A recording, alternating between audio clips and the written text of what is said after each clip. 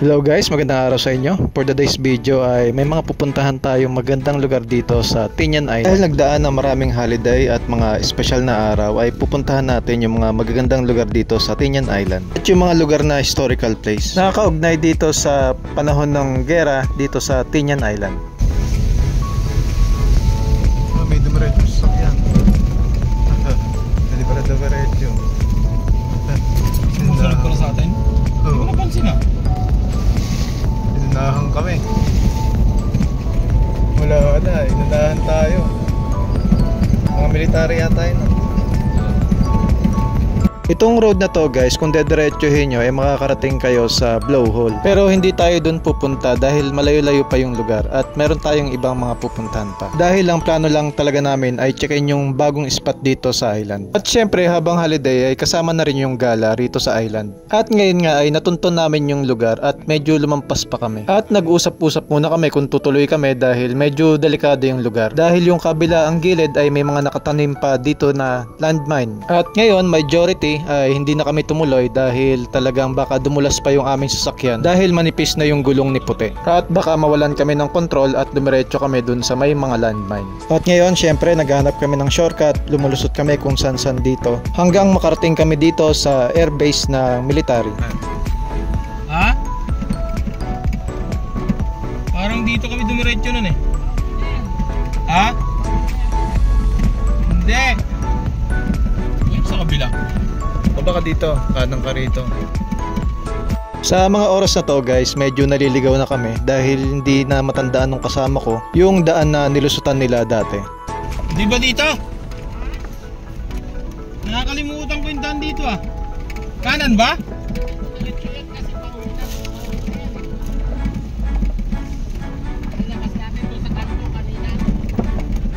At ngayon nga ay umikot nga kami at doon kami dadaan sa kabilang daan. Ngayon video. Military ba yan? Military base. At ngayon nga ay nakapagtanong kami dito sa military kung saan yung papuntang Cholo Beach. At dito nga kami tinuro sa kanan na maliit yung daan.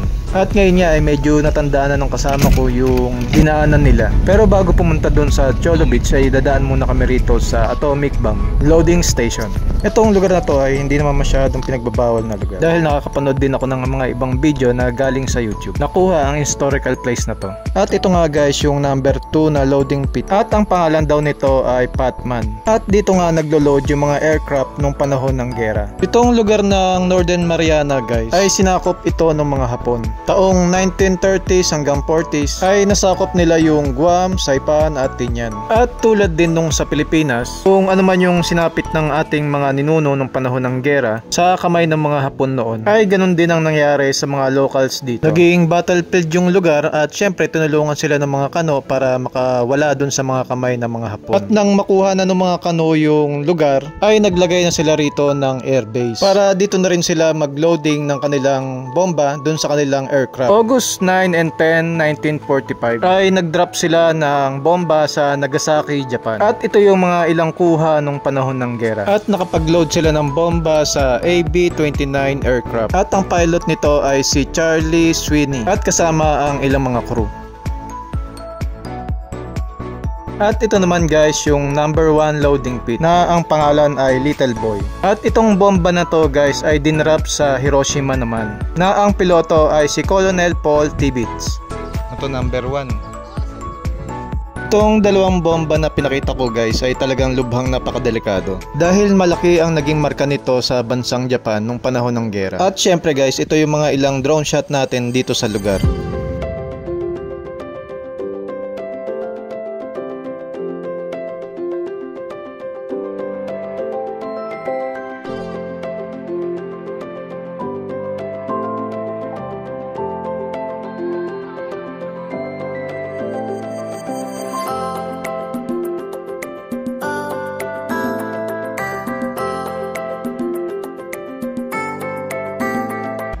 At ngayon nga guys ay nagpatuloy ulit kami rito at may pupuntahan ulit tayong isa pang building. At itong nakikita nyo guys, ito yung lumang runway ng mga military. Dito sa island guys, siguro konti pa lang dito yung mga military, wala pa siguro silang 100. Pero siguro kung matatapos na itong taon yung kanilang airbase ay baka dumami na rin sila. Dahil itong lugar guys ay talagang maganda para sa mga training camp.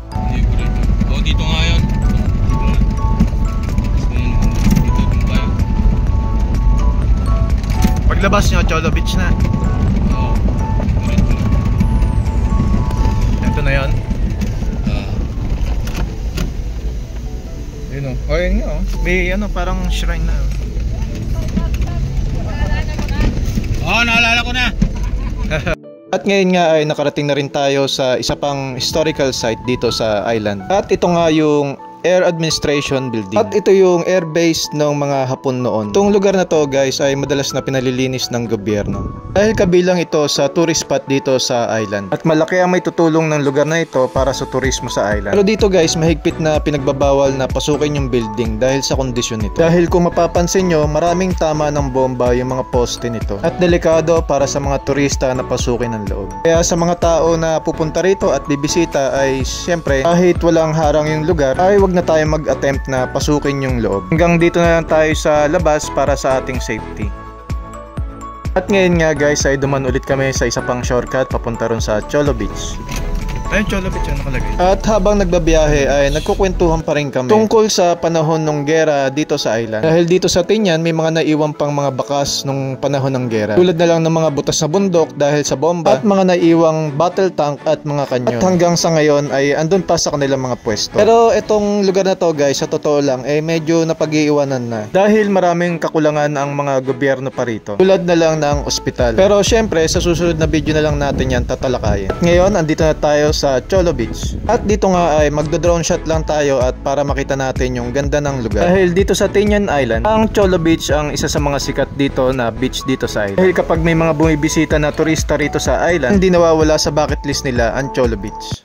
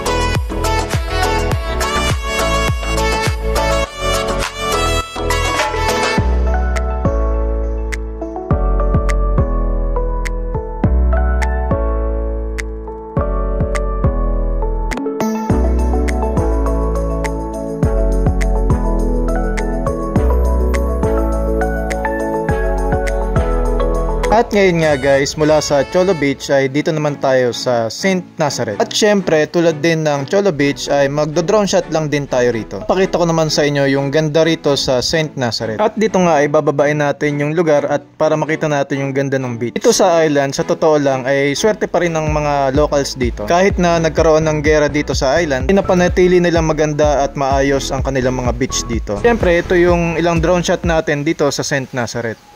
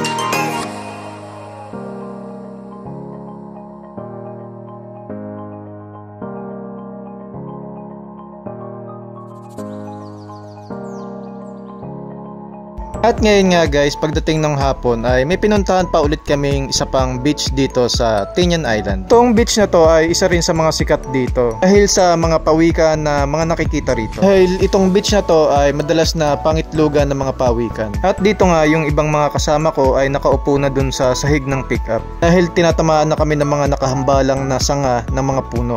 Ngayon nandito na tayo sa Long Beach. Siyempre kasama natin yung mga ilang tropa natin dito sa Tinian Island. Ito yung magandang ugali ng mga Pinoy dito sa island. Na kapag nasa ibang bansa ka ay may kapwa Pinoy ka na masasandalan. Na kahit na hindi natin sila kaano-ano ay handa silang tumulong sa oras ng pangangailangan. At siyempre ipapakita ko lang sa inyo yung mga ilang drone shot dito sa island. At siyempre guys, kung nagustuhan nyo yung mga ganitong video ay pakisubscribe naman. At para maging updated ka sa mga video na aking i-upload. Hanggang dito na lang ang video na to. Maraming salamat sa panonood and God bless sa inyong lahat.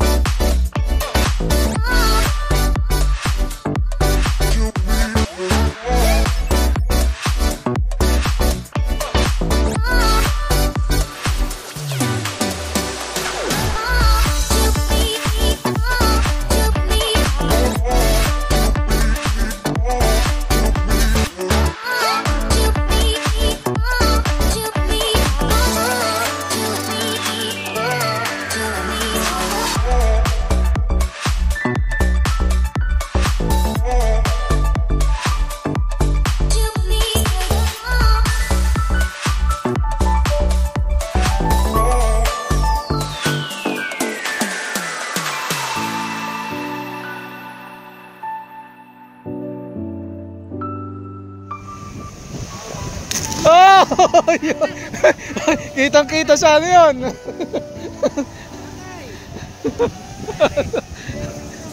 Kita sa camera yun.